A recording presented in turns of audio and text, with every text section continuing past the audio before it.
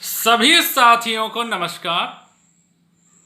आज की रचना आपके समक्ष में प्रस्तुत करने जा रहा हूं, जिसमें एक युवा व्यक्ति के छलकते हुए दर्द को महसूस किया गया है और अभिव्यक्त किया गया है।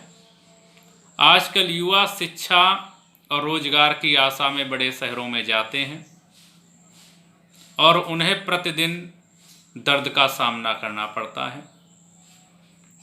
कभी शिक्षा कभी रोजगार, दोनों में ही उद्देश्य होते हैं, दोनों में ही लक्ष्य होते हैं। उन लक्ष्य को प्राप्त करने के लिए बहुत ही संघर्ष करना पड़ता है और संघर्ष के बाद भी जब लक्ष्य की प्राप्ति नहीं होती तो व्यक्ति बहुत ही प्रताड़ित होता है। इसी से संबंधित आपके समक्ष मेरी एक काव्य रचना प्रस्तुत है। ये भाग दौड़ के किस्से अजीब होते हैं, ये भाग दौड़ के किस्से अजीब होते हैं।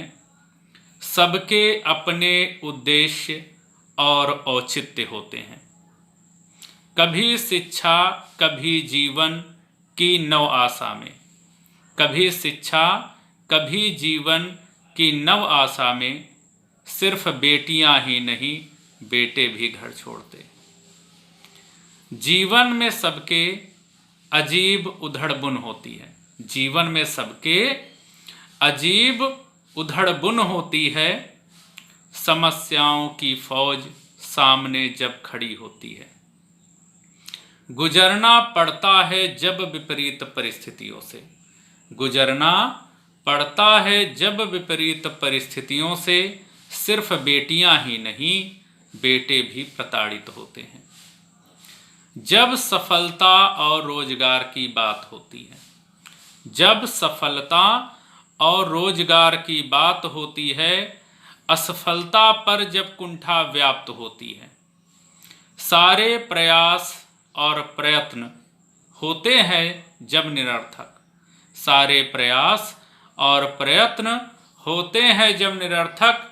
सिर्फ बेटियां ही नहीं बेटे भी खूब रोते हैं, सिर्फ बेटियां ही नहीं बेटे भी खूब रोते हैं।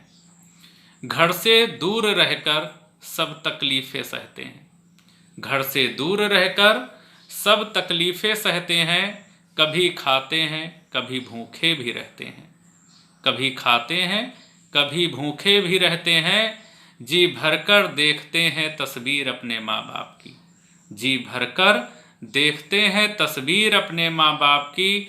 सिर्फ बेटियां ही नहीं बेटे भी कम सोते हैं, सिर्फ बेटियां ही नहीं बेटे भी कम सोते हैं। सिर्फ बेटियां ही नहीं बेटे भी खूब रोते हैं। धन्यवाद।